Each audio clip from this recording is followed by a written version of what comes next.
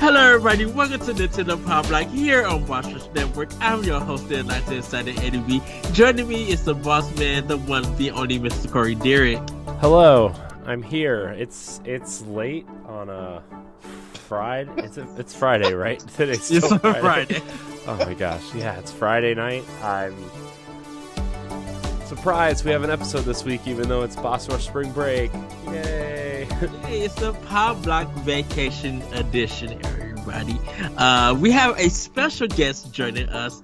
The what you call him? The TMNT Sensei. Yeah, yep. the TMNT Sensei. Yes, LaMont Reed is joining us this episode. Hello, LaMont.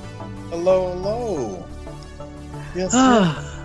Yes, everybody. I'll be playing Teenage Mutant Ninja Turtles: Shredder's Revenge because it is amazing. That's all I wanted to. But yes. So I actually played it. Well, are we doing Playing with Power? We're doing Playing with Power. I'll talk about it then. Sorry. We do Playing with Power. Well, before we get to Playing with Power, Corey, you want to do our Patreon shout-outs to our producers? Oh yeah, we do that here. Sorry, I'm trying. I'm trying. So, a little behind the scenes before I get into the Patreon here. We're recording. I'm actually editing an interview that Celeste did on my laptop and doing our social media posts for next week while we're recording.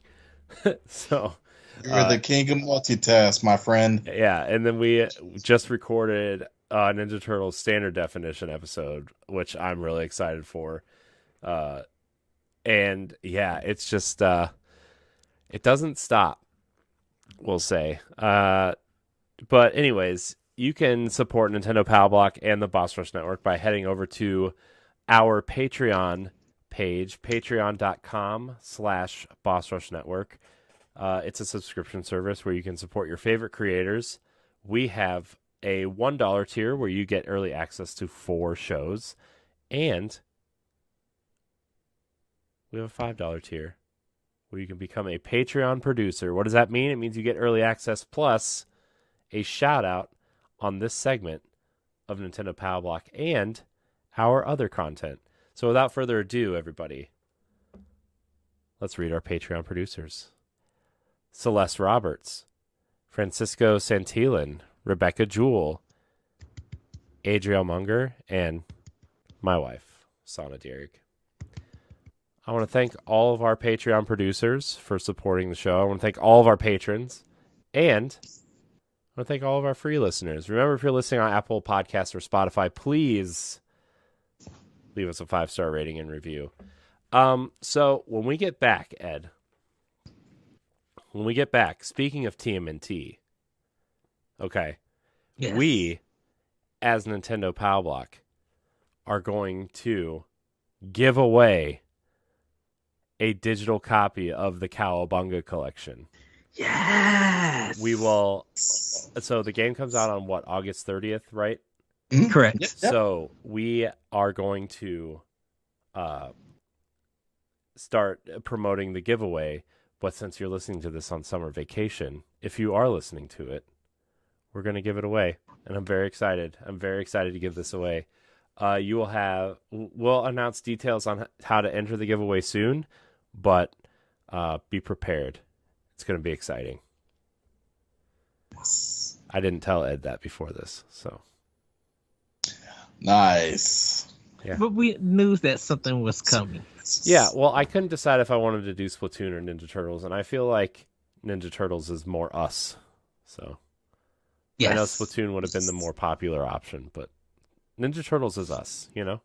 So. Yes, you guys, someone will be able to play online with us. You know, come play Hyperstone Heist with us. Yeah, we have quite a few giveaways coming up, so please stay tuned, everybody. Stay tuned. Yes. Very excited. Anyways, continue, Ed. Sorry. I just wanted to get that out of the way because it was exciting.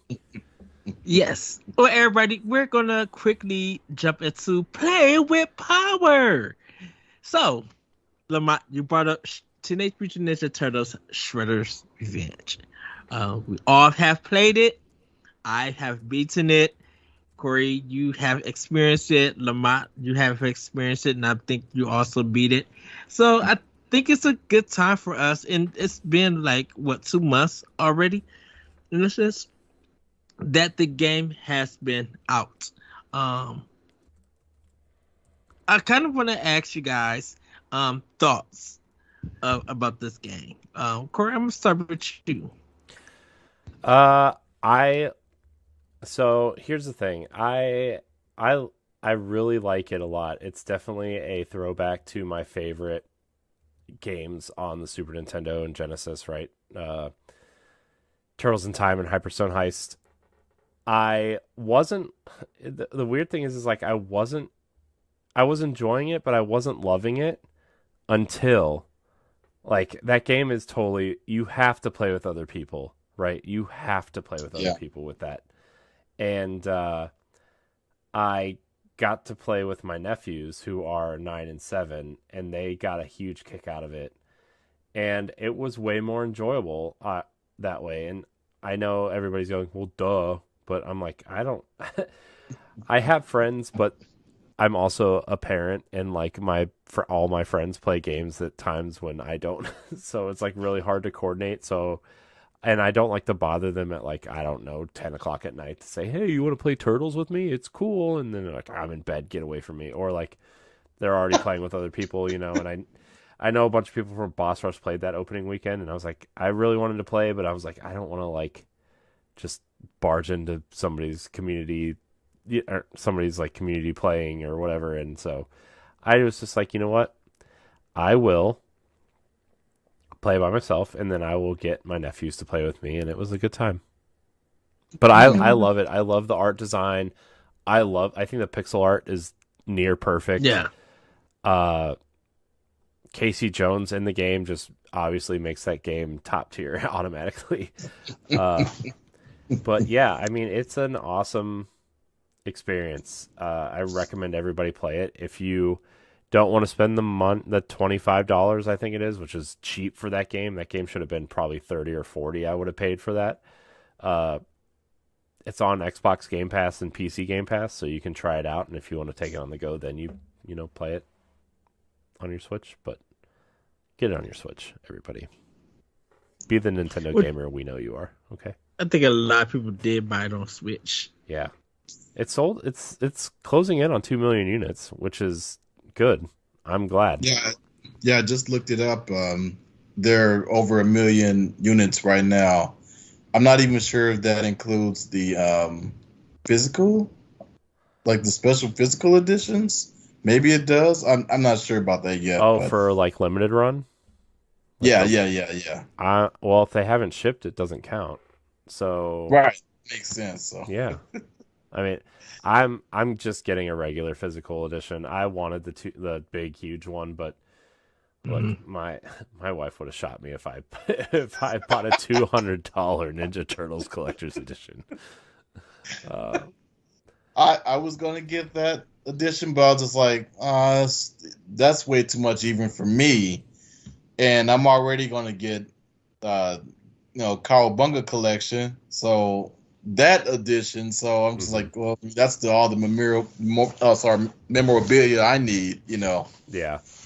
I wonder which game is going to have a lasting impact with the collection or Wish for the Revenge, in a sense. Ooh. I don't know, because Shredder's Revenge is definitely made for the dads who grew up in that era, right? Those games, like nobody born outside of like 1995 is going to care about that game. I wish they would, because it's a great game, and maybe some people do, right? Maybe some people grew up with that late 90s, early 2000s run of Turtles, which is also very good, I think. And they're like, oh yeah, Ninja Turtles, cool, but like, Nobody cares about the Ninja Turtles like 80s kids, right? Like nobody does, I feel like. So, that's true. Yeah.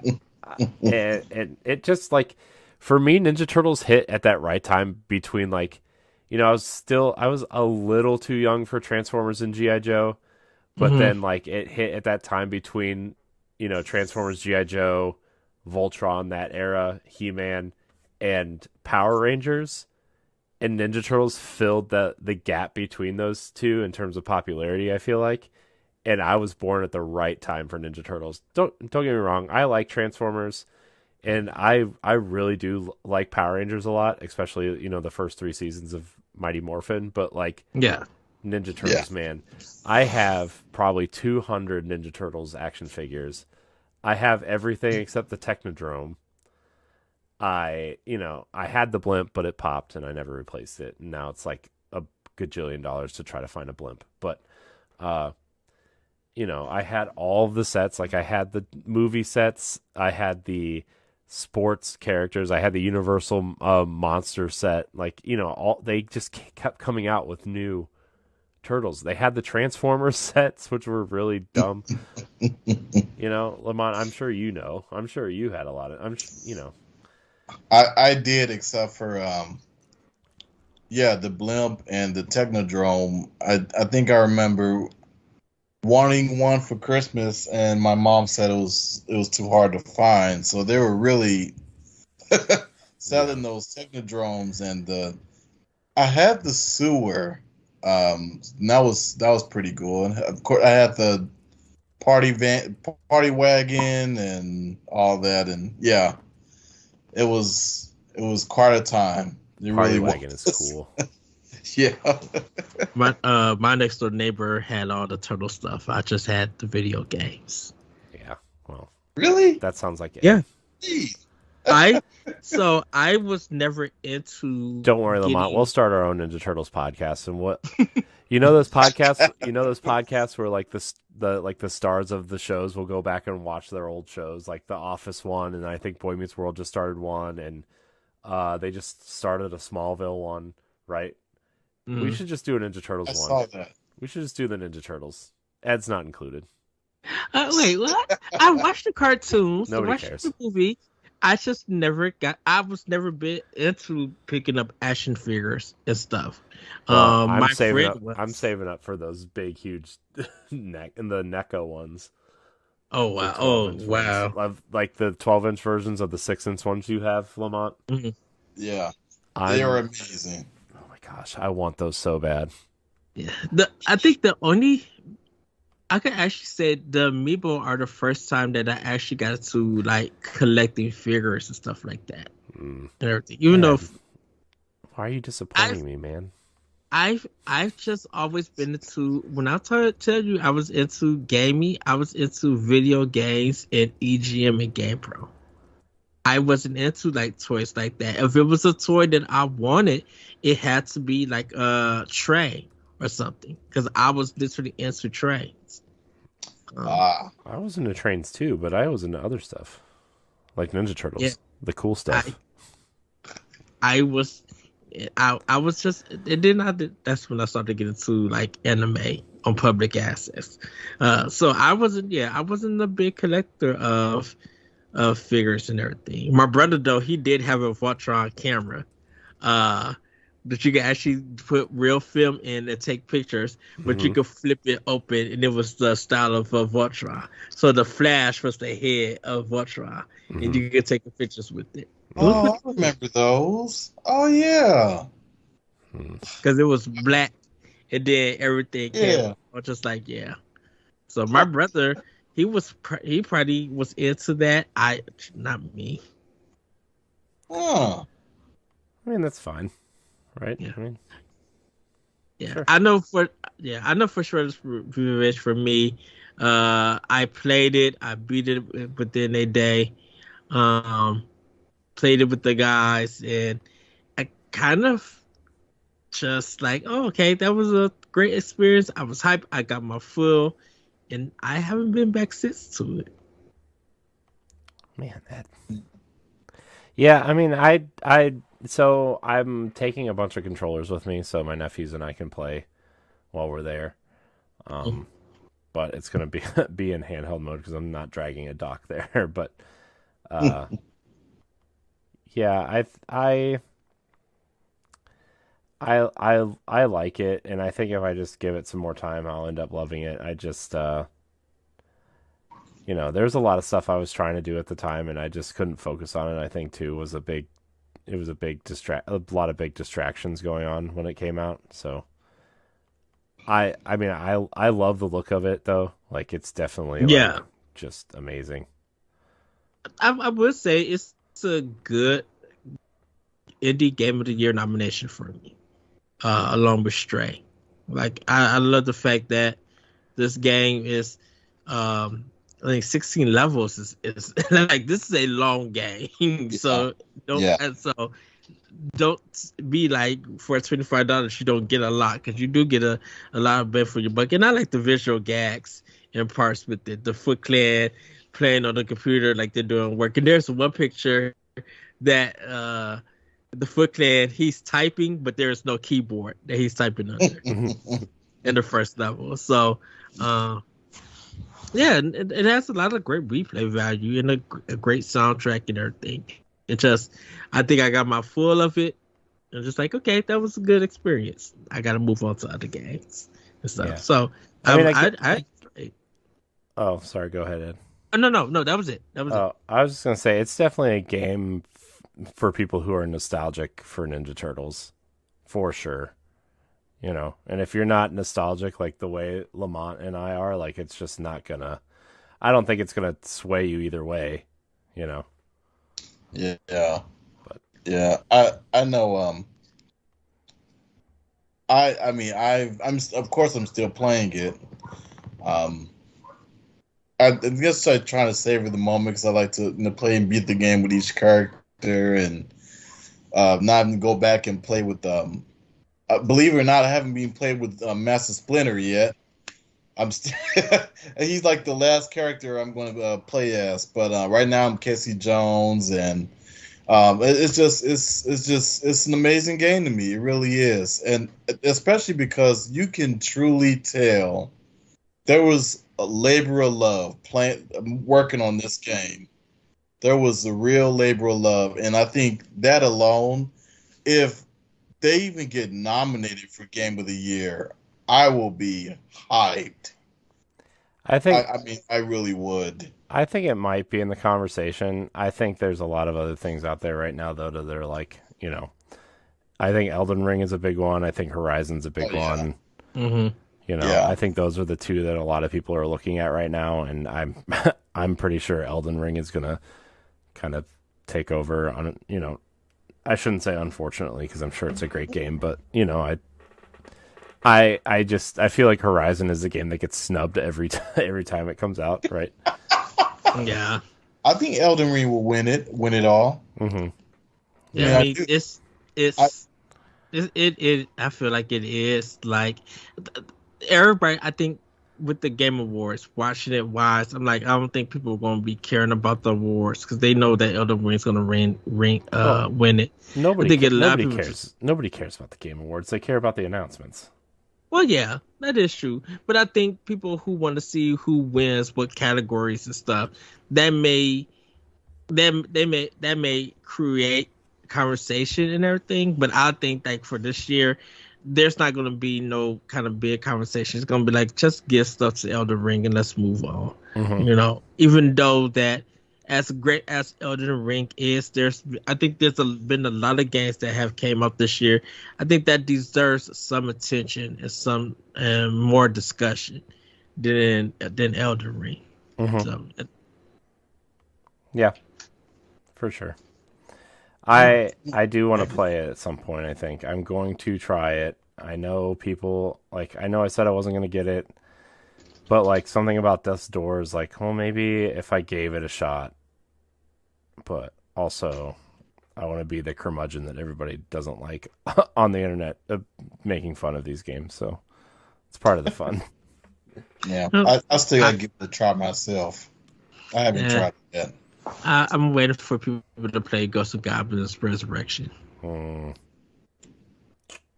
you playing that right now, or no? Ed just likes to bring that up anytime somebody brings up Dark Souls because it's hard.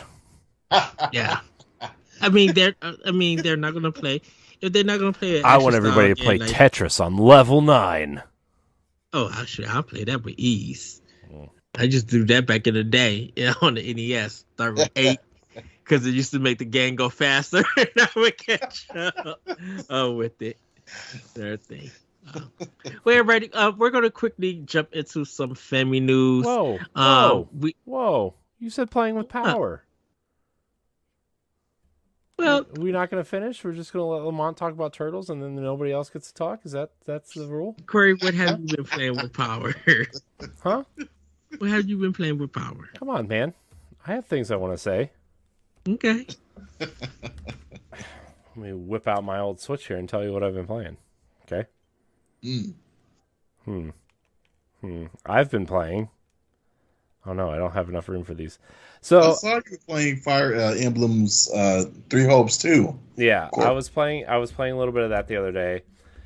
I really like the combat and how like it's weird because it's like super simplified but also super strategic at the same time, and it makes me really happy. Yeah, you know. Yeah, that's a game that I'm going to just dive into on vacation. You know, Death's Door, I'm at the final boss, or I guess the last two bosses. I'm going to try to finish that on vacation, and then I am just diving deep into Fire Emblem.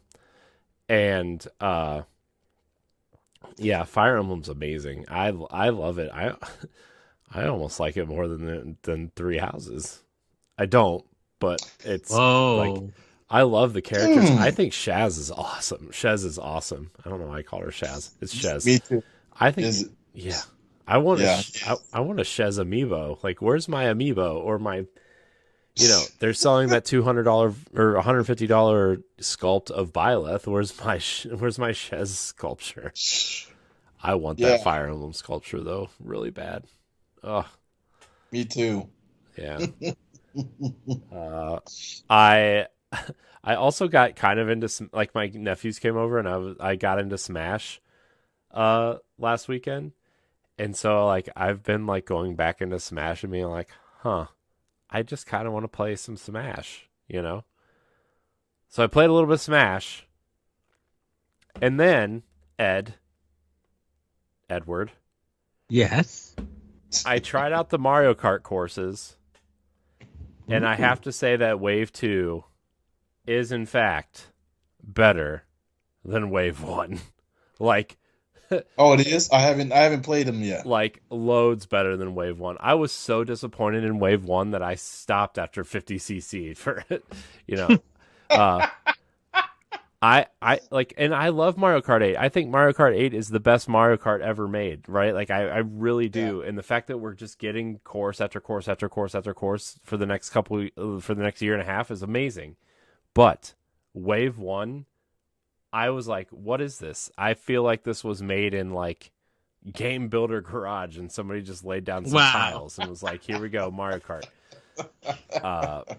But Wave 2 is great. The brand new course, the Dessert Donut Sky High Donut Shop, whatever it's called, is awesome. It's super cool.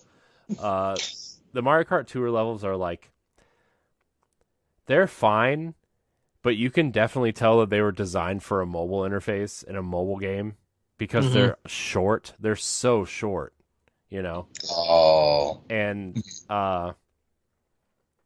yeah, they're fine. I think New York Minute is one of the levels, and there's an Australia level. I think it's called Sydney Speedway or something. It's cool. Like it's cool to see like these weirdly real life places in these games, you know, in like a Mario-fied way. Even though we did see New Donk City and Mario Odyssey, but that's like, I don't know. But seeing like real Earth places and Mario is weird.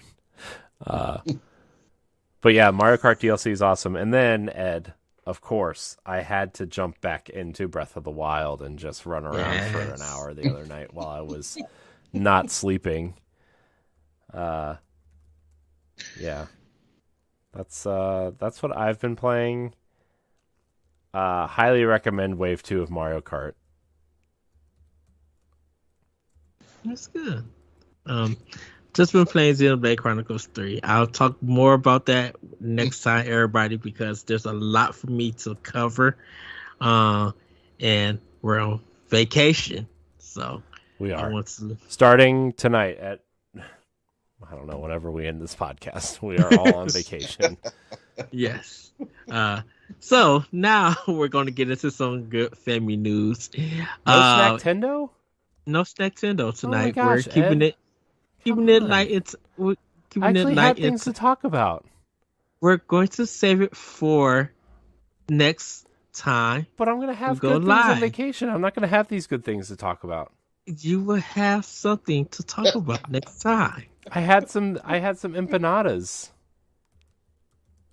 That's good. Some oven, like you put, they're like the southwestern Tex-Mex version of pizza rolls. Oh wow. They're so good. They were so good. And then we had southwestern egg rolls too, like the oven baked ones. I just dip them in some ranch and they're so good. And then tonight my wife made some fajitas. That's what I had for dinner. Yeah. Fajitas and Mexican rice. Yeah. And then my mom brought donuts over today when she watched the kids, so I had 2 of those, 2 chocolate cream sticks. Oh, so good. Man, sounds good. Yeah. Oh, I want a donut. Sorry, well. Ed. I came prepared for this episode for the first time in a long time, and then you don't want to talk about anything I had prepared. we're having a vacation episode because we got, some news to talk about, and we got a good kind of. No, we don't. By the way, no Pokemon direct recap show because there was not enough to fill a direct recap show. So that's pretty much it. I know we said that on the last episode that you would get one on Saturday, but there was not enough to talk about. Oh yes. So big shout out because we do have the story on Bossrush Network, bossrush.net. Shout out to Brad Melville who wrote up this recap episode. You guys can watch that and take a look at his article. They actually started off the 2 legendary Pokemon. For Pokemon Scarlet, you're going to get Koraidon. And for Violet, you're going to get Miraidon. And you can ride and fly these Pokemon in it. So you can ride them on the ground, take them also on the water. Their new fairy type Pokemon is Fido. It's a dog that looks kind of like he was being made out of bread, out of dough. And then they showed off kind of like their new kind of powers for the battle mechanic. And this is the Terrestrial Force. Terrestrial Force gives your Pokemon a crystal-like aura around them, as well as a headpiece indicating a different type. Some examples that were in it were a bouquet of flowers for grass type, candelabra for fire type, and a fountain of water for water type. And also, everybody, this game is going to be an open world RPG. Great. Where there's going to be 3 stories. We don't know the other 2 yet, but we know the first one, where you can go to any gym and fight those gym masters any way that you want to. So it's kind of like there will be a story, but for right now we don't know what that story is, and it doesn't seem to be like any kind of hand holding in this game. But did you guys get to watch the direct? Yes. I didn't really watch it. I watched the trailer that they put on Twitter afterwards. It looks way better than the last couple Pokemon, like in terms of just visually. I feel like Nintendo's they have like almost like a quote unquote, so this is going to sound bad and I don't mean it to be, but like Breath of the Wild, Xenoblade, and Pokemon now kind of all have a similar look in terms of art style, where like if you're doing a, proportionate human video game, right? They have that kind of very colorful, not quite cell shaded look, but very distinct like shadows and the way the grass moves, and you know what I mean. Like everything has a distinct look to it, and I feel like Pokemon is going after that Xenoblade and Zelda look to an extent. And maybe I'm wrong. Maybe I'm the only one that sees this, but I actually really like the look. I think it looks cleaner. Yes. I think it looks like it has more life in it than the previous. Even Legends Arceus was like, this still feels really stilted, and I didn't like Arceus at all. What I played, I tried. Like I wanted that to be what this looks like it's going to be, and it wasn't. And so this is what has me excited for this. Yes. What about you, LaMont? Yeah, I pretty much feel the same way as Corey. I watched the direct, and it was really nice. I guess we're going into full Breath of the Wild territory. It's not like, just certain sections that you can access to get around. Now it's like fully open, and I really like that concept. I'm very interested in seeing how the multiplayer is going to go. That's going to be that's going to be something. Oh yeah, someone asked me which version I'm going to get first, and I just pre-ordered the double because. And I know this is gonna sound, this is gonna sound funny, but like, at first I said I want the one with Professor Seda, because she's hot, and that's the one. That's the one I'm going to start with first, and then I'm going to go with the other one. But yeah, that's Scarlet, right? I think, or is that Violet? Is that Scarlet? That's Scarlet, right? She's the Scarlet Professor. Yeah, it's Scarlet. Yeah, I might have to switch my pre-order now. Yeah, I'll start with that first.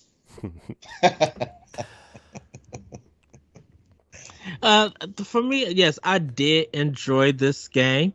Goodness, that's I did. Oh, go ahead. Oh, sorry. Can I say real quick? Can someone explain to me the Terra mechanic? Because I don't know. I was listening to it and I was kind of confused.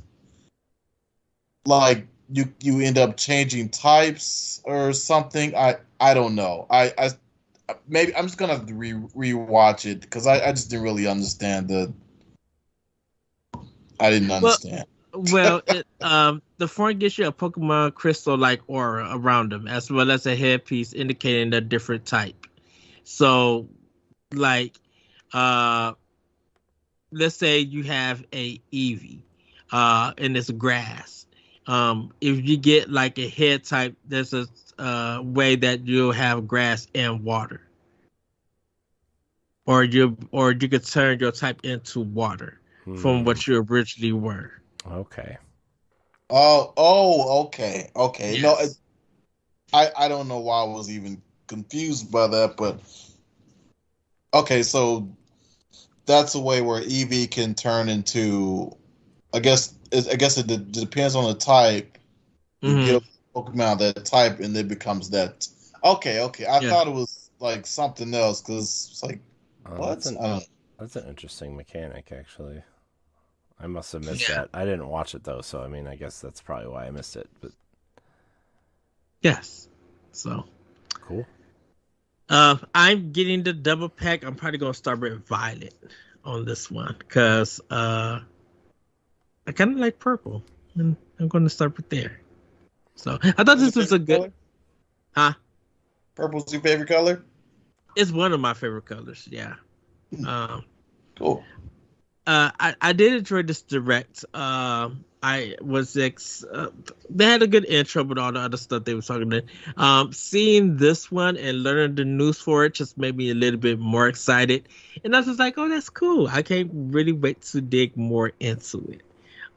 Anything. So it wasn't nothing like blowing our minds or anything. A whole bunch of people always say that they'll protect Fido with their lives, and That's normal. Is Fido the new Bidoof? Probably, I think so. But everybody was talking about Whopper. This version of Whopper. Pokemon Violet, brought to you by Burger King. well, the candy Whoppers too, right? The chocolate malt balls. Nobody thinks of those when you say Whopper, though. Everybody's like Burger King. Well, yes, but because of the way that he looks, his skin on the outside is a poisonous touch. So I think what they're probably gonna have is like if you tackle with him, you could poison your opponent. Anything because the skin is untouchable. So he looks kind of down and out and everything. And Grayson was just like, "What did they do to my boy?" So it's very interesting to see and everything. Someone put a box of Whoppers on the actual Whopper candy. And I'm like, what did the... Oh, I see. I got it. It took me a while to look at it. Because the box of Whoppers looks just like that Pokemon. If you look at it. I was just like, I see. Okay. I mean, that's fair. Yes.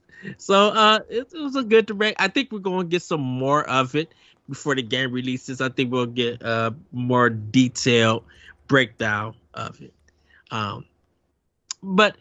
Corey sent me this trailer. Are you just doing news then? Yeah, just okay. We don't got too much. I'm just messing with you. Ed's just like taking over the whole show. He's like, no snacks, no games. I'm doing news.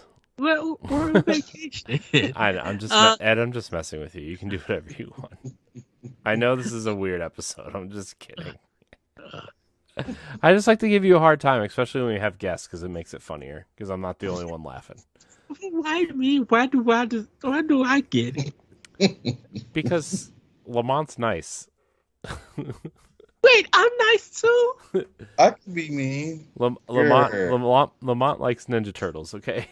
So. I like Ninja Turtles too. I love them. No, I'm pretty sure you said at the top of the show you hated Ninja Turtles. I do not. That's what I heard. Is that what you heard, Lamont? That's what I heard.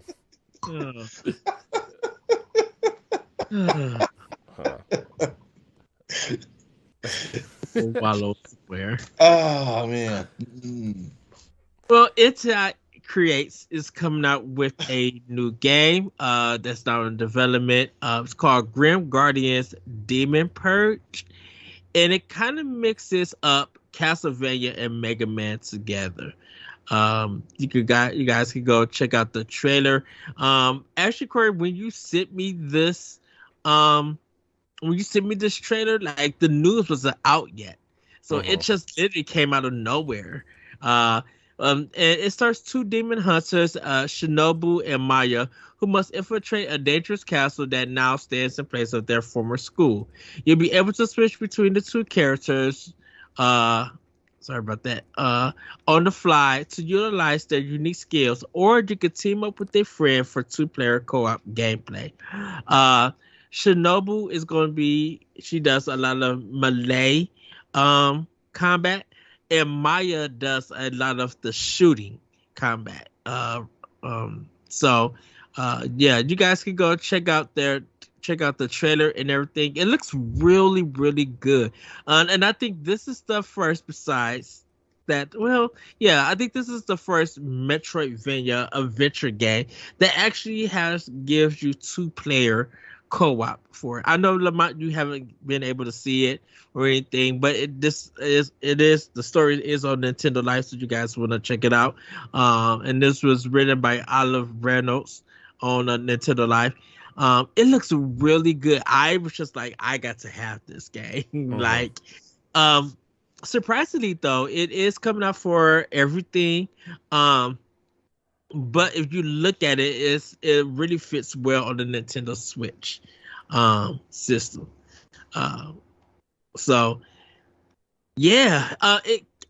it reminds me of Castlevania Portrait of Ruins, where you was able to switch between protagonists. Your male protagonist had the melee, and your secondary character, she had magic. So it was giving me this feeling on it. So you'll be able to switch your characters, like they said, on the fly, but you might use Maya to do like some Mega Man action. So you might be fighting someone against who has a lot of water. You throw on electricity. Then like it may confuse or daze or knock that person out. You switch to Shinobu and you can whip her for more damage. That's what it looks like it's going to be. I'm interested to see more. But what did you guys think about this? LaMont, I know, like I said, you probably haven't seen any about it, but does this game kind of interest you in a sense? I mean, it sounds really interesting. I need to check it out. This is the first time I've ever heard of it. Yeah, it looks really cool. Lamont, I'll send you the trailer in the Please. in what's that platform we all use to talk to each other? Twitter. I will hold on. I got to copy the link from the message I sent Ed. It looks super cool. Like I think it's so I bet like a Mega Man. It mixes Mega Man and Castlevania together. Yeah. And so here we go. I'm going to send it to you right here. It's definitely got a cool art style. It's got a great, looks like it has a great combat system, and flapping between the protagonists looks like a really cool mechanic. I'm not, like I said, I'm not the biggest Castlevania person. Like I am going to try to play some on vacation because Castlevania and Mega Man are like the two big holes in my gaming career. Why won't it just let me send a new message? But I think that this game looks awesome. It has the look of a new school retro game, and that's something Inti Creates has always been good at. And it looks cool. I love the art style. I think the art style is awesome.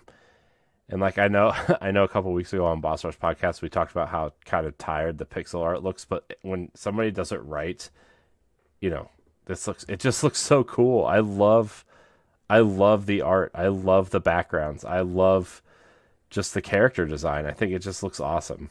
So I'm rewatching the trailer right now, actually, just to refresh everything, and it's like, oh my gosh, it looks so cool. Yeah, Corey sent me this. I texted him back and said, I need this now. Yeah. I reviewed it. Yeah, so it looks awesome. So. Yes. So, Corey, your thoughts? It just, like you said, just looks cool. Yeah, it looks awesome. I will buy it because it looks like a game that I theoretically might want to play someday, but also I love the stuff that Inti Creates does, right? Like they made Mighty Number 9 interesting with Gunvolt Burst, right?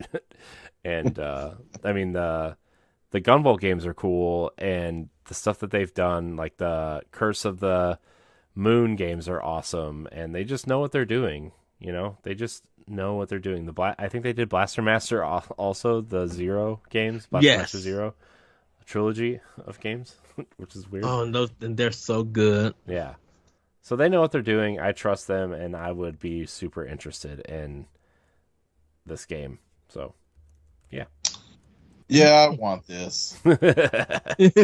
Yeah, I gotta have this game. This is really good. Yeah. Nice.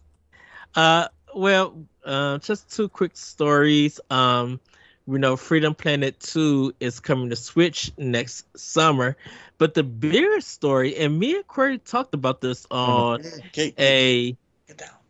on a Nintendo expansion pass. Square-Enix is potentially looking to sell stakes in the studio after reporting declining financial results. This story comes from Nintendo Life Again, and Alana Hagus has written this story. Um, Square Enix has been a mainstay in the industry for years, but it looks like the Japanese publisher and developer is struggling, having reported declining financial results for Q1 2023. Besides the huge success of its MMORPG Final Fantasy 14, it should be for 2022 though. And following the publication of those results, Eurogamer reports that the company is looking to improve capital efficiency by selling stakes in the studios. This comes from an internal conference call held after the results were shared. With MST Financial Analysis David Gibson breaking down the discussion on Twitter. Square Enix recently sold a number of its Western studios to Embracer Group, but that was only phase one of the company's plans. The next stage is for Square Enix to diversify the studio's capital structure and be more selective with resources due to rising costs. Resources will be focused on Japanese developed games, with European and American studios impacted the most. One way Square Enix thinks it will improve its capital efficiency and offset rising costs is by selling stakes in some of its studios. Gibson suspects that the likes of Sony, Tencent, and Nexon will be among the interested parties. What this means is that Square Enix won't entirely sell studios, but rather a percentage of them. David Gibson, he tweets out, Phase 2 biggest impact is on EU, US studios around large titles will be able to allocate resources mainly to Japan titles. So SE is looking to sell stakes in the studios to others to improve capital efficiency, right when others like Sony, etc. are buyers. I would expect Sony, Tencent, Nexon, etc. will be interested. Interestingly, though, once the sale with Embracer Group goes through, Square Enix would gain $1.4 billion and potentially remove any debt they have. Following the call, Square Enix shares have risen. At the time of the story being published, Square Enix Holdings Company Ltd has seen a 11% increase. The company has a huge slate of releases coming out at the end of this year, including on the Switch. The DioField Chronicle launches on September 22nd, followed by the Switch port of Nier Automata in October. Farming Sim Harvestella and Tactics Aura Reborn in November, and Dragon Quest Treasure in December. Crisis Core Final Fantasy VII Reunion is also due out in the winter. It also already released two fantastic games earlier in the year and a long-awaited port, Triangle Strategy, Live Alive, and Chrono Cross. So it's been a busy year for Square Enix.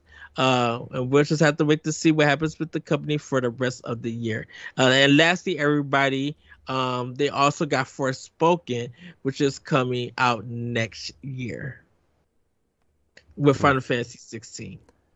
Right. And Final Fantasy 7, Remake Part 2 next year. Yeah, Rebirth. Yes. Yeah. Rebirth. Cool.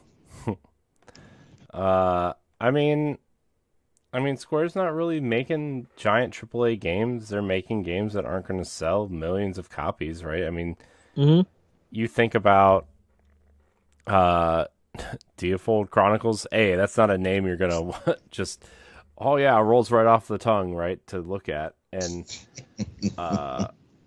you look at the game, it's kind of like when they show gameplay, it's kind of confusing at first glance of what type of game it really is. Now, granted, it's like a strategy RPG with a twist, but like you look at that game, you're like, oh my gosh, I don't know what kind of game this is. And Triangle Strategy is like, okay, well, it's a cool game, but also doesn't have a name that people recognize. I honestly think the biggest game they're going to release this year is Tactics Ogre. Yeah. In November. No offense to Square, but that's like the only name that people are going to recognize. Unless Crisis Core comes out this year, which I doubt. Yeah, I think Crisis Core is probably going to be like next year. Yeah, I think it's next year still too. winter. Yeah, and like Harvestella is a new, like the Deerfield Chronicles and Harvestella are new IPs for them. Also with Triangle Strategy, that's also a new one. Like Live and Live Chrono Cross, Live and Live is more of a remake because it never came to America. Near Automata support, Dragon Quest Treasure, yeah, that is a new game too, but it's part of the Dragon Quest family, so it's like nothing really new. Oh yeah, I forgot that was coming out. That'll probably do the best because it has Dragon Quest on it. Well, yeah.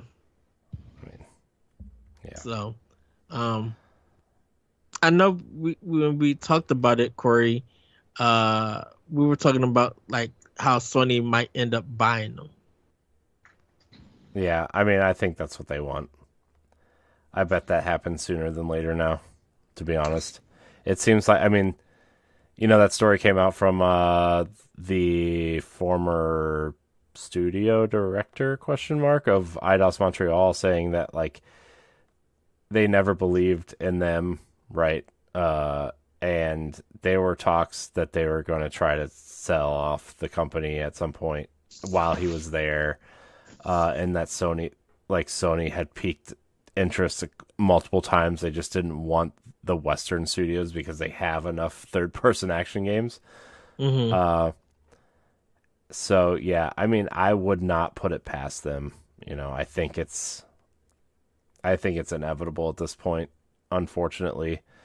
Even though they have a great relationship with Nintendo and they're building one with Microsoft, it just seems like you look at their huge AAA titles like Final Fantasy VII and 16 and Forspoken, all which look amazing, by the way.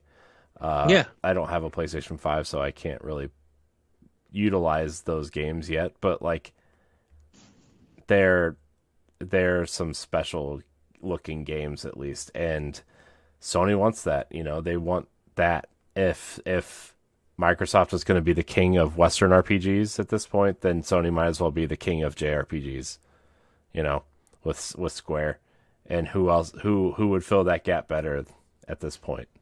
Unless you went and bought Sega with Atlas, but Final Fantasy and Dragon Quest carry so much weight in Japan. Yes. Yeah. And I think Sony wants to maybe kind of recapture that audience because, I mean, PlayStation has become such a Western brand since the PlayStation 4. Well, I would say actually mid PlayStation 3.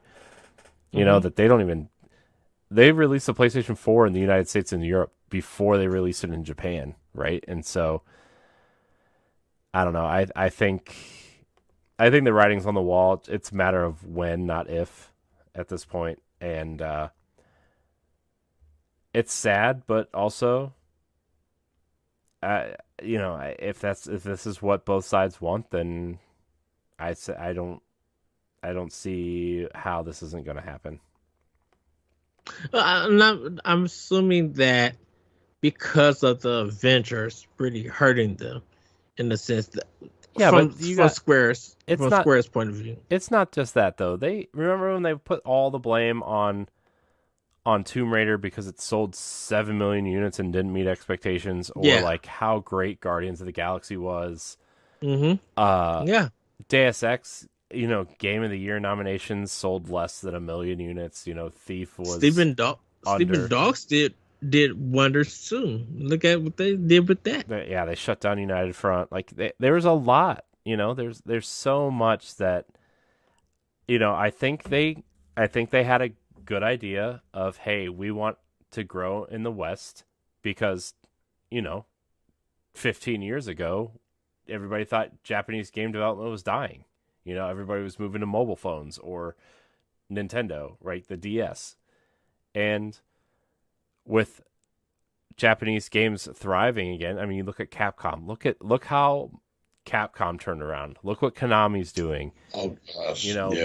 Look at Sega. Look at Atlas. The popularity of these games are growing.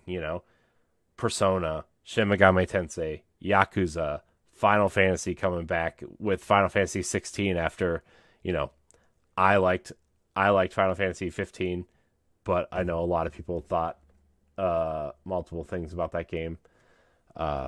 Dragon Quest, look how great Dragon Quest 11 was, and so the rise of Japan is back. Koei Tecmo, Look at the rise of Dark Souls, and Neo, and what's the new game coming to Xbox? Wo Long. Like, yeah, that game looks interesting. And you look at all the partnerships Nintendo's making with these companies, right? Like getting Koei Tecmo on board for Warriors games, Bandai Namco on board with partnerships. The rise of the resurrection of Japanese games is here, and I think Square had a good idea. They didn't capitalize the way they wanted to. They're emptying the dead weight, and they want to be with Sony. They clearly want to be with Sony. And, if that's where they want to be, then that's where they want to be. If they feel that's where they can make the best games and the most money, then as a business person, I would say, yes, let's do it. Give me all the money, buy us, and we'll make games exclusive to your platform. Because, like, regardless of what anybody says, and multi-platform games are great, and they are, right? I love a lot of multi-platform games. I think it's mostly exclusively what I play outside of Nintendo games. I think developing for one platform really lets you utilize resources in a smarter way. You don't have to spend that extra money on dev kits and porting and, extra engineers to kind of design games for these, design the things for these consoles. And I think it's going to work to their benefit. I mean, look how amazing Final Fantasy VII looks. Yes. Yeah. Oh yeah.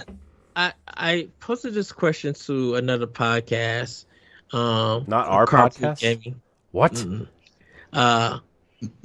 I posted it to him because I asked the question: do you think Sony's Japanese developers, like their first-party developers, feel jealous and unsupported than their Western developers? And the reason I brought that question up is because it feels like you just said, Corey, like PlayStation 4 came out here in the West. And when we think of PlayStation 4, we think of Naughty Dog, we think of Insomniac, we think of a lot of their Western first-party games.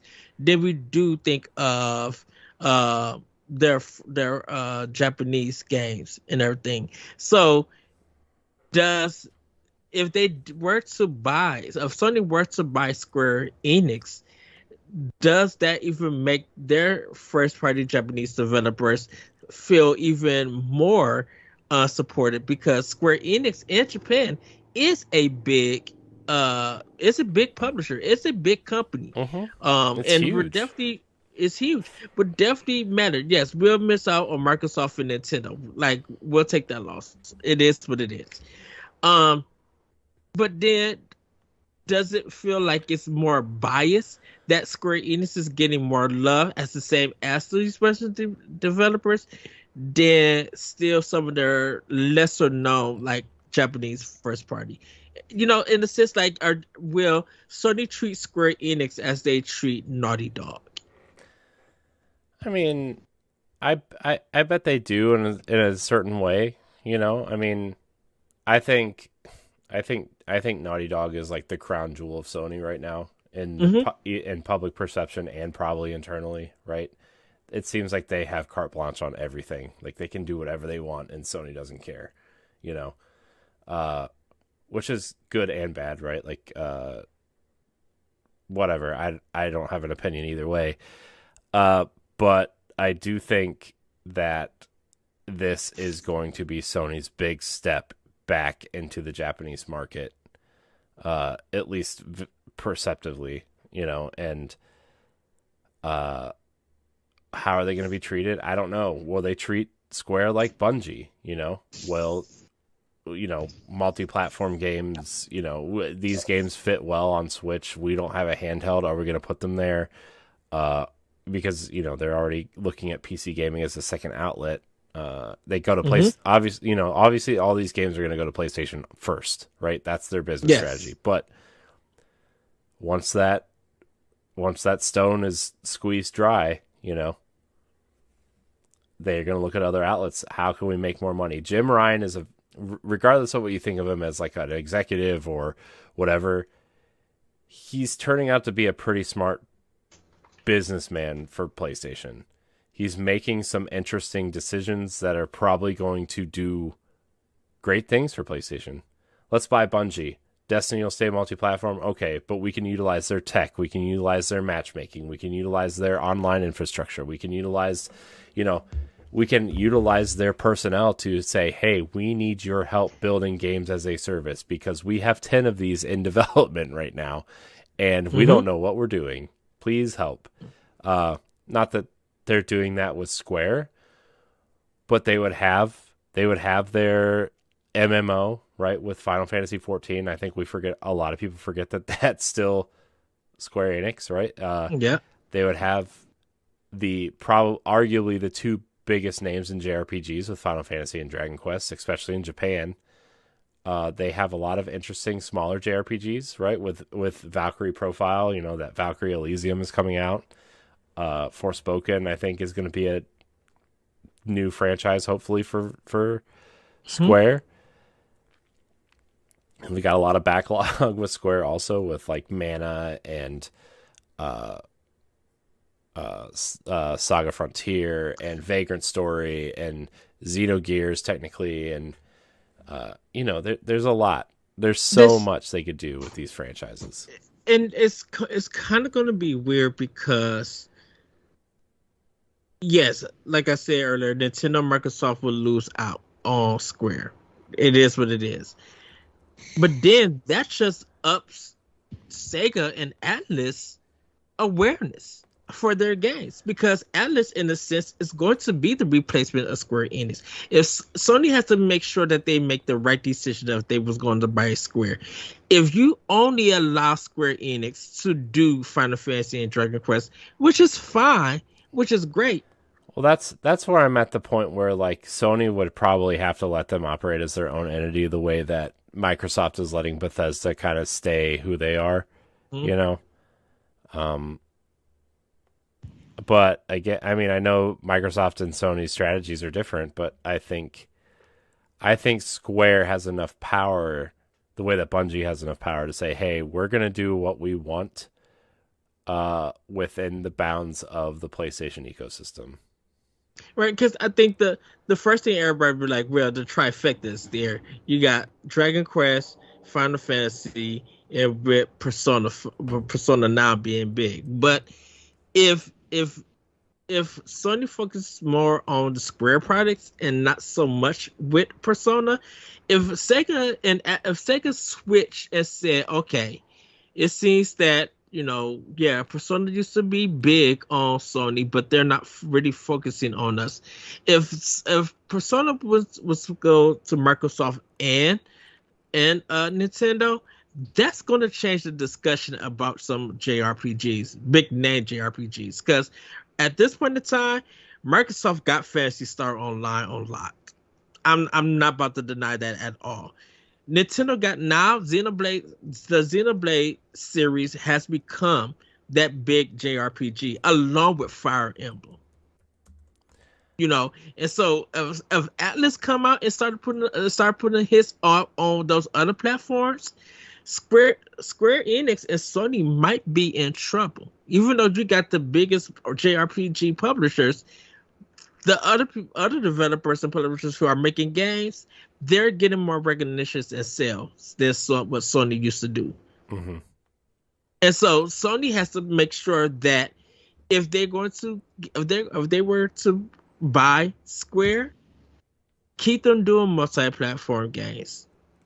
Because I don't know how LaMont and them are going to talk about this on Crossroads, but right now, and it's good that you brought up Bungie. Sorry, we're going to get back into Nintendo. But this affects Nintendo directly, right? Because like if somebody buys Square, we're not going to get Octopath Traveler sequel or Triangle Strategy or Diafold Chronicles, right? Like we're not going to get the next Dragon Quest. This affects Nintendo, and I think it's important that if you buy Switch and you're expecting Dragon Quest 12, you may not get it. As long as Sony says, okay, you guys got existing contracts, we're going to let you guys finish the contracts. That would be it. As long as those contracts could come out, I think after Dragon Quest 12 still released on Switch, I think that would be like the last game. Because we already know that Kingdom Hearts 4 is coming out for PlayStation. Mm-hmm. So that's another that's franchise. People, I forgot the Oh, wow. I forgot that Kingdom Hearts existed. Yeah. So it's going to be something interesting to see how that goes. But speaking about Bungie, and because this is my thing, Microsoft is not. In my opinion, Microsoft is going to still keep Call of Duty multiplayer. Bungie is still going to keep. They already, both companies said that. Bungie said that Destiny and anything I don't want to say anything Destiny related that they develop is going to stay multi-platform. And I think there's a rumor of that hero shooter coming, which I'm actually kind of excited about, but I know we're not going to talk about that. But and Microsoft said that Call of Duty will remain multi-platform. Yes. I think if those two companies do different IPs, that's when the exclusive stuff starts. Mm-hmm. Or the brand, I should say, platform should start there. So it's gonna be interesting to see. Any thoughts, LaMont? I'm sorry. Oh no, I totally agree. I honestly haven't really. I'll admit I haven't really formulated a full opinion on this yet. But now that you brought up Kingdom Hearts, it's just kind of, it's like, oh man, we won't get any more Kingdom Hearts on Switch. Oh man, that would suck. To be fair, we never got Kingdom Hearts on Switch. Cloud, yeah. Jerks. That the cloud version, people proclaim that it doesn't exist. It doesn't exist, Ed. Don't be one of those people, okay? Gosh, I'll sick Galatrat after you. You did. I miss Jacob a lot. So, that's gonna be it for Family News. We're gonna get into a quick doc mode. Cause I was telling Corey this, Lamont, while you was gone. I had this thought that I feel like Switch, and this is for first party, just literally first party. A lot of their games, probably 80 to 90% of their games, have been a million seller. And I think Switch is probably the only system at this time for a Nintendo console that majority of their games have sold over 1 million sales. And I don't know, Corey, if you want to go do that list or anything. Yeah, I mean, yeah, we can go through the list. Nintendo Switch. What I would be more interested in is to see like how many games sold on like Wii U, you know. Mm-hmm. But we'll do the Switch sales. Let me find the list. Sorry. And before we go in, there's going to be some games on the list that's not from Nintendo. So even though it's going to be like Corey, you said 60 games, I think. Yeah. There's some games that you could give and take on it.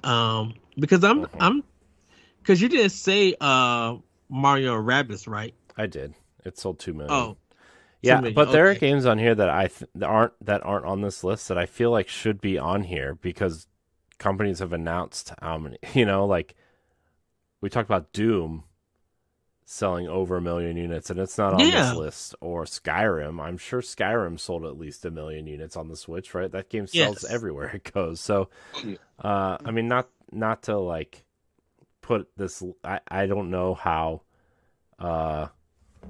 new this update is. Wikipedia seems pretty up to date most of the time. But yeah, so I'm just gonna kind of run through some of these games, and it's not that it's a couple games that have sold, you know, astronomically. This list is 62 games long. Probably 50 of them are first party games. And every single game on this list has sold at least 1 million units. And actually 15 of them have sold over 10 million units. So, I mean, we did before we were recording, we were talking about the PlayStation games that have sold over 10 million units, and they have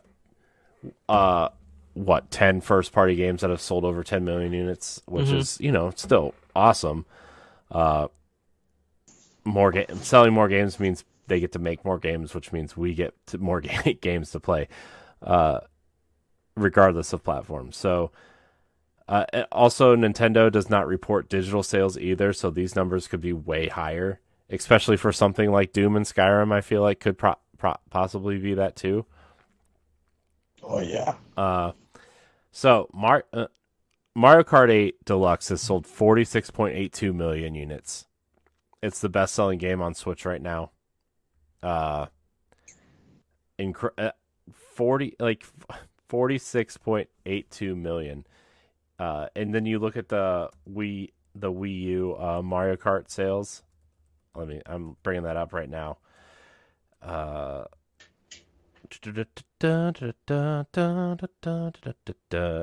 On Wii U, so the Wii U sold 12.86 million units.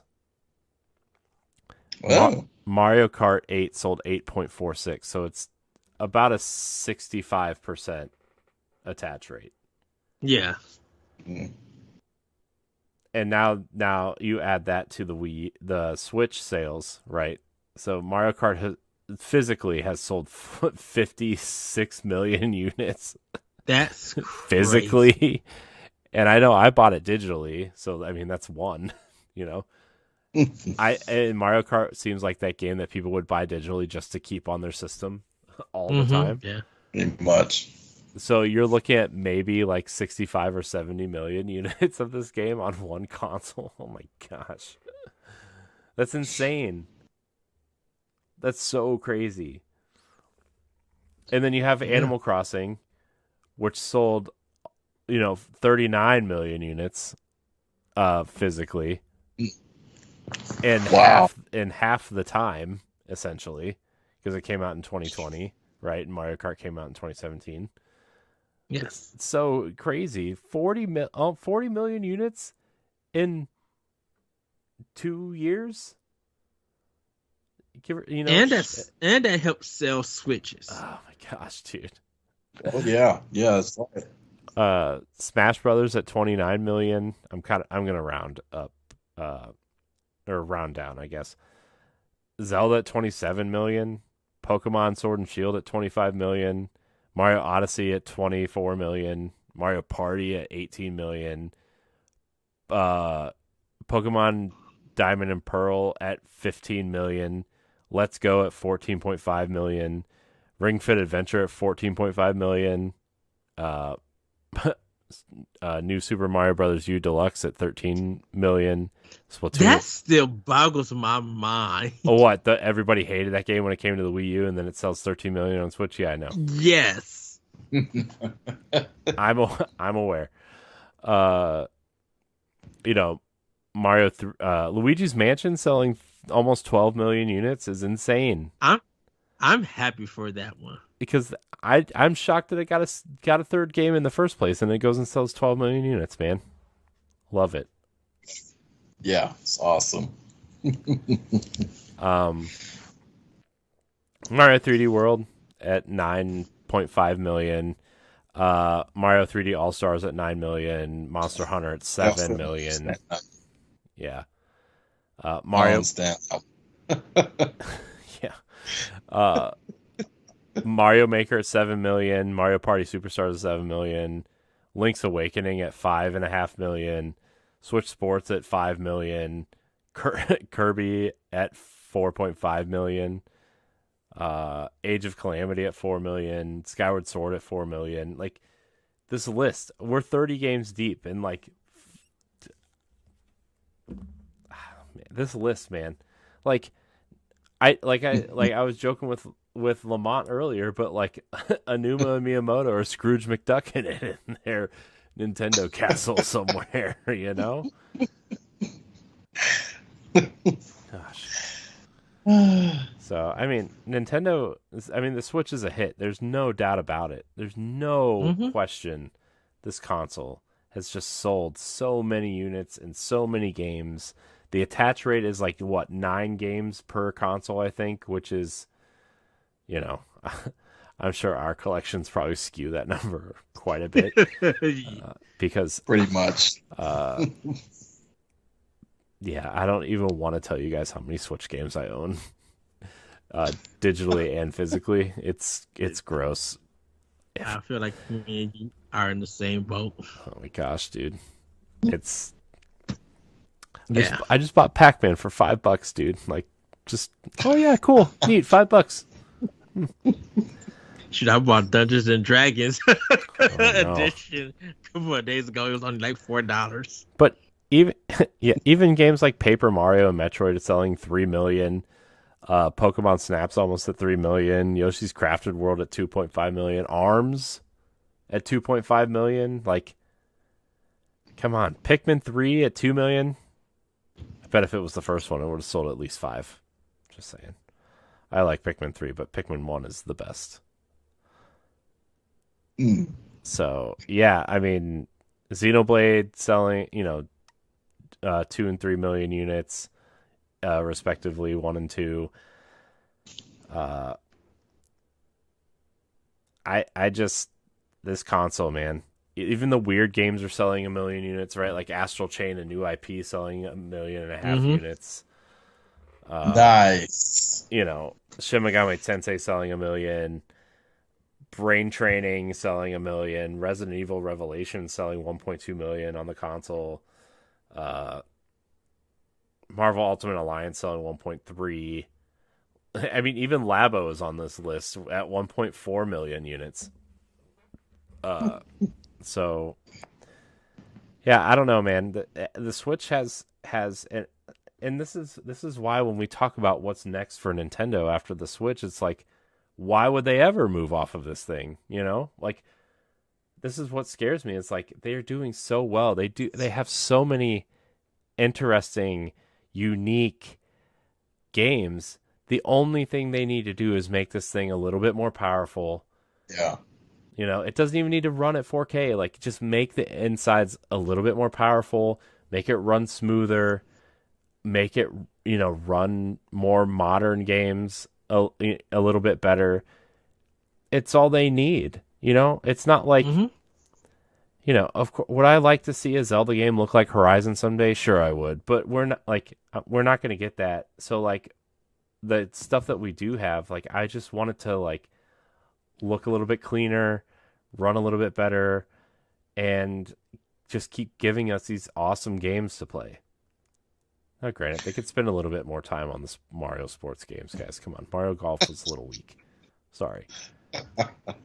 But, like, for every Mario Golf, you get, like, a Zelda, like a Breath of the Wild, and a Metroid Dread, and, Dread, I'm not a big Metroid fan at all, and Metroid Dread is just one of the most fantastic games I think I've ever played, And I don't even care about Metroid. Like, I like Metroid, right? Like, I think Samus is a cool character, and, like, the concept is cool, but, like, I hate getting lost.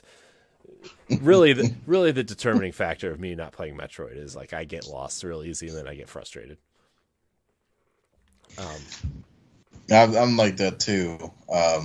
I remember when I first played Metroid for the Nintendo. It didn't take me long to just give up because it was so hard. And yeah, Metroid for the Super Nintendo and Dread, those two, I truly invested time to just really dig into those games, and I love them. Mm-hmm. They're amazing. Yeah. I haven't finished them yet, but I still love them. I haven't finished them yet. I'm pretty Look, games though. You can love games without finishing them. You know how many games I love that I've never finished? Okay. Outriders, perfect example. Game's amazing, and I just, haven't finished it. Oh, that reminds me, it's on Game Pass. I could take an Xbox controller and just play on my computer.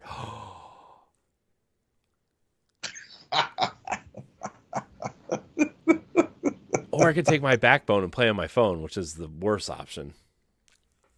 You're supposed to be on vacation. Playing games is vacation, dude. I mean, for you, yes, that is true. Not an animal.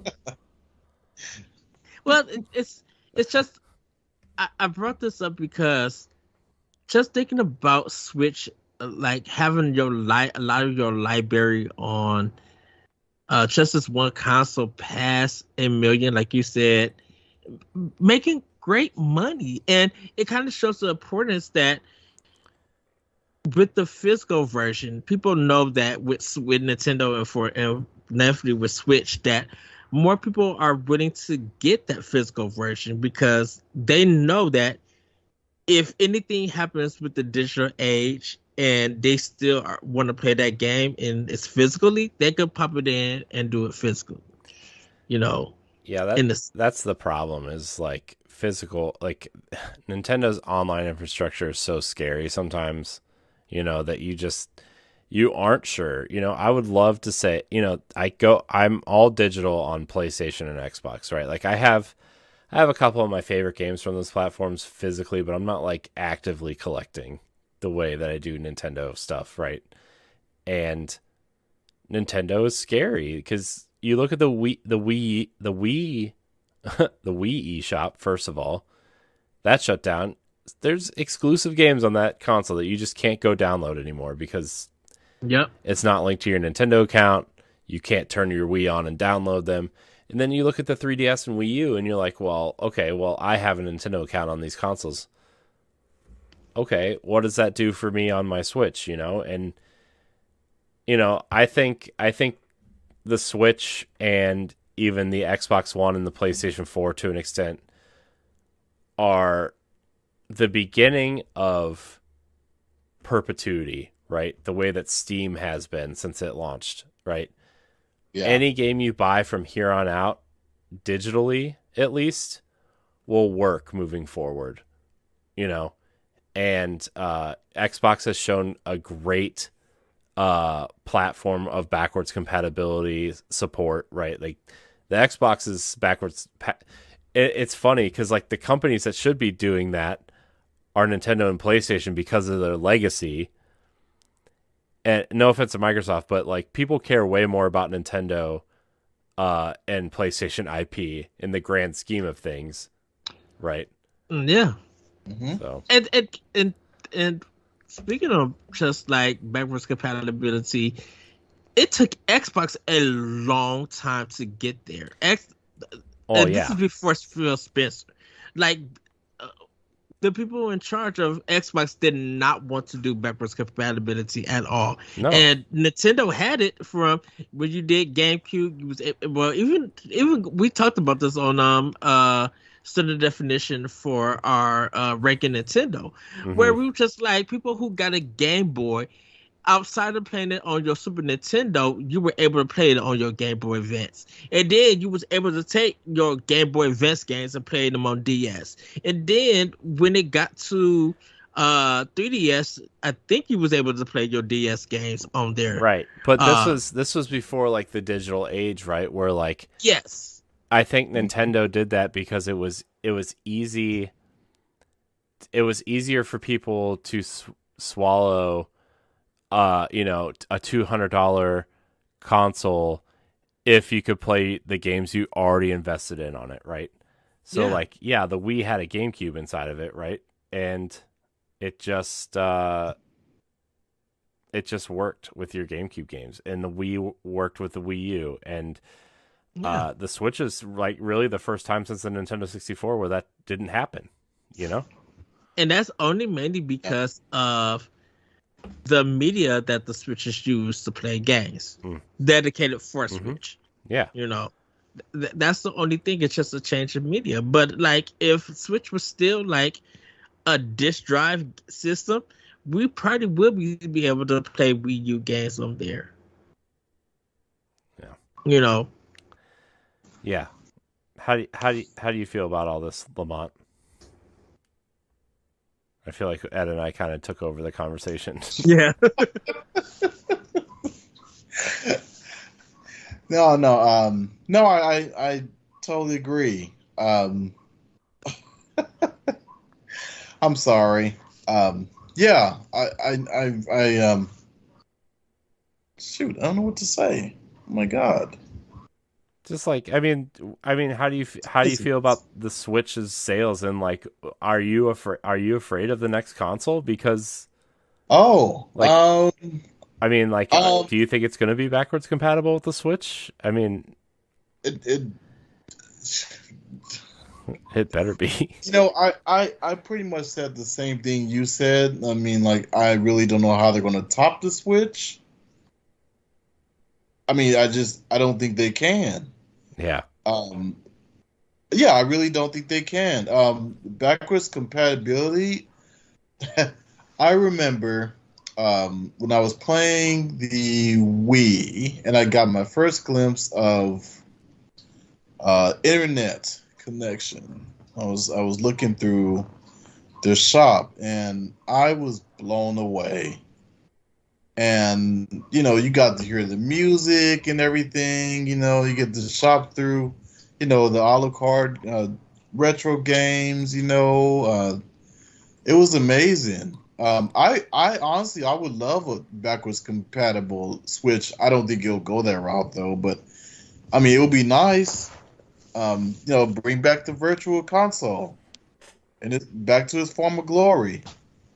Add some more games to it. I don't know why they haven't started with Game Boy or Game Boy Advance yet, but I don't know. That's what people want, right? I mean, that seems like the Yeah, next logical step is Game Boy and Game Boy Advance. yeah, yeah. I just don't see how I can get any further than the Switch. Yeah.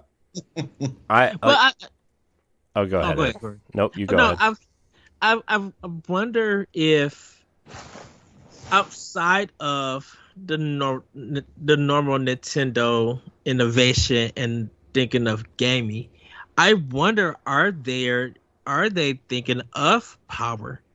Because at this point in time, Nintendo has to think to themselves that yes, we do want to get our engine or whatever we use for our next console, but they got to be like, what, Unreal Engine 5 is the next step.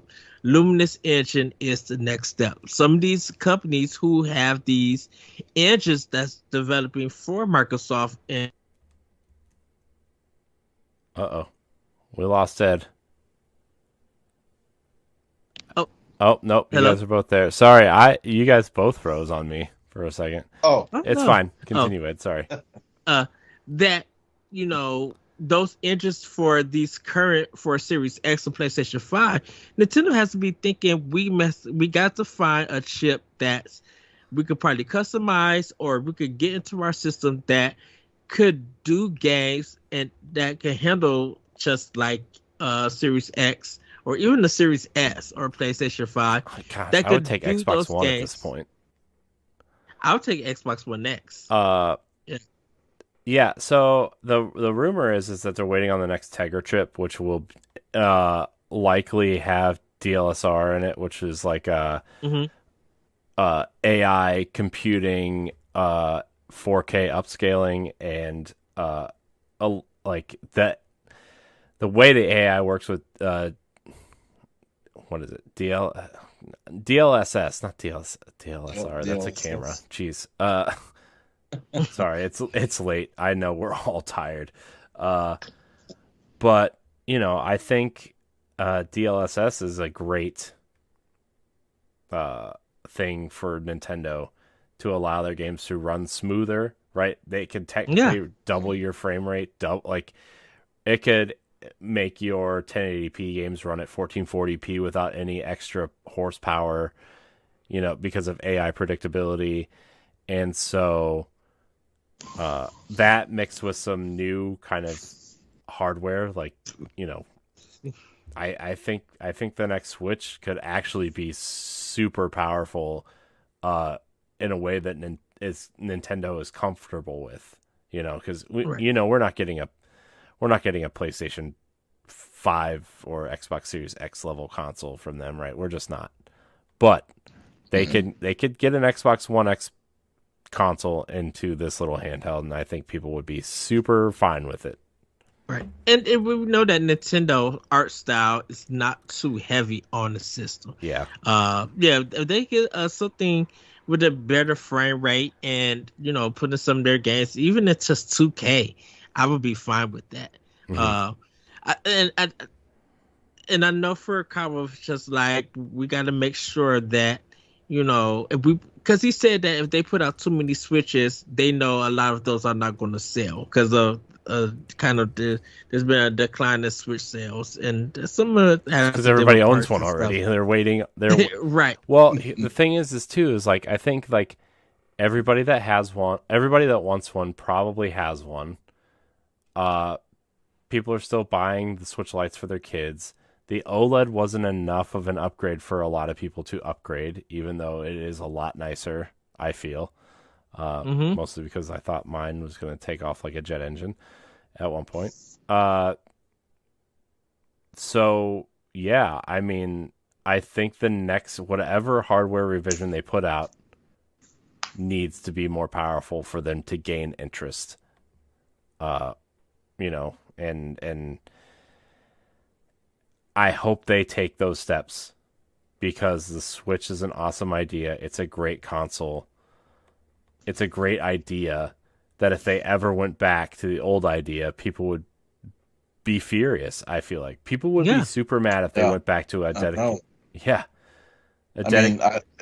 I love, like huge. I love the idea of having huge RPGs on the go. Mm-hmm. I love that. I heard a rumor that they're working on a Switch Lite 5G. I heard that rumor too, but it's only for Japan, I think. Because they're all, they always go, they're on the go all the time. Yeah, I heard that too, and I think that'd be super interesting, especially because like the Vita was it the Vita? The Vita had the 3G Vita where you could play AT&T. Yeah. I mean that would be super cool. But I heard that rumor too, LaMont. But I think it's only for Japan. Yeah. And I have a feeling that Nintendo's R&D department are just like probably drawing, getting ideas, probably researching, different chips. Like I think they're, I'm gonna say nerding out, but I think they're trying to look at different tech to be like, what can we do to elevate our system?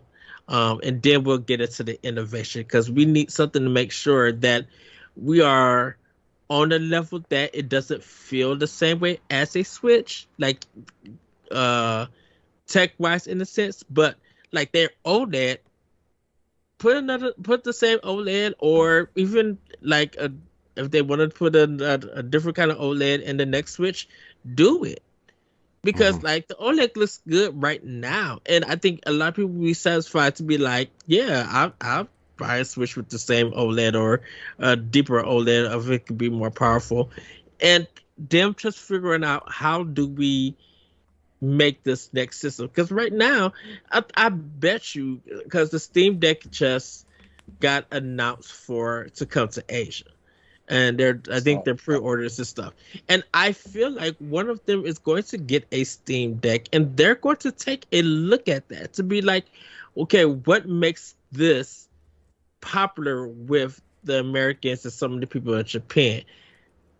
How do we make sure that if we bring up our next console, that A, it feels different than a Steam Deck, it really feels like a Nintendo product, and B, that we are a little bit better than a Steam Deck, to make people realize that, yeah, you got a Steam Deck for these games, but you don't. But we as Nintendo got these games and these other games that's running better, and this cool innovation of a system. Because don't forget, a 1 million sell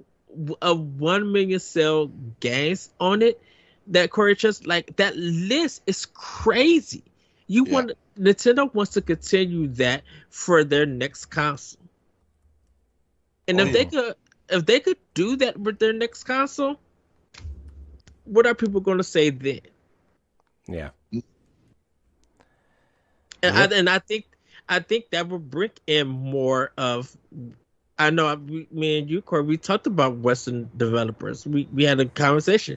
I think that's going to be like, okay, EA, you see what we did. There's time for no excuses. I'm not going down that rabbit hole again right now. I know, but I'm just saying it's time for no excuses. We got the power, we got the community, we got the sale numbers. Yeah, but I mean, to that point, and I know we should probably start wrapping it up soon because I have to get up in like 4 hours. But just to kind of like put a bow on it, like I feel like Nintendo is finally in a position where they don't need to rely on third parties. And it's ironic because the third party games are finally coming from a lot of other companies. Mm-hmm. And it's making them look even better. And that's what I'm so excited for. I'm excited for like this fall, I'm excited for, Splatoon and Pokemon and all these other games, but like I'm so excited for Nier and Persona. Yeah. And Hogwarts Legacy, these big, massive games that I can just take with me because they're on the Switch. And that's what I want most, especially with my life right now and not being able to use the TV a lot and just, just give me that, man. Yeah. LaMont, any last words? Oh no, I'm with you on that, Corey. I'm just really thinking about how much I'm enjoying the Switch, and now in my head I'm just thinking, how can they improve upon on the Switch? Like, what are all the different features we can get? And not late features. Like we just got Bluetooth. Ooh. Hey, I mean, it's there, but it's just like wait till you play Xenoblade Chronicles 3 and you have your Bluetooth on. You listen to that soundtrack, you be like, yep. And I'm gonna leave it at that. Uh-huh. I can't wait. I'm definitely checking it out. Yeah. But I just can't wait to see what's next. Hopefully it comes out this year. Final Fantasy Crisis Core. Haven't had the chance to finish that game yet, and the gameplay looks amazing. Even on the Switch. I noticed like with the angling, because the gameplay was kind of weird on the PSP for me anyway. But you could just move around easily in that game with the Switch now. So I'm really looking forward to that. I'm definitely looking forward to the future. Yes. Well, with that, everybody, we're going to wrap this up, and we're going to continue our vacation, I should say, when you watch this video. I want to thank you, LaMont. I want to thank you, Corey. LaMont, where can we find you? Thank you for having me. Well, you could check me out on Discord. I am TMNT Dork, and you can also check out my my articles on Boss Rush Reviews and Boss Rush Network. And you can just check us out. Also on our Facebook chat on Boss Rush, you can check us out there too. So definitely feel free. Corey, where can we find you? You can find me at I am Corey in HD on Twitter and Instagram. You can also find me on the Boss Rush podcast. You can find me on Standard Definition, Expansion Pass, and plenty more here on the Boss Rush Network. Yes. You guys can find me on Twitter and Instagram at that Retro Code. You can check out more of my work at bossrush.net. Check us out on Discord for Boss Rush Games. And check us out on our YouTube Boss Rush Network. With that, everybody, have a great week. Have a great weekend. We are officially on vacation for this recording, I should say. And when you guys see this, we are enjoying our vacation. We kind of want to know, what do you think of Nintendo's first-party games selling 1 million, and what did you think of their next console? Will they be able to continue that streak again? Let us know. You can follow us on Twitter at Pow Block Podcast, and hit us up there and everything. And like Corey said, we do have a giveaway, and we'll let you know those details later on. With that, everybody, have a great week, have a great weekend, and we'll see you next time on Nintendo Pow Block. Bye, everybody. Woo-hoo. Bye.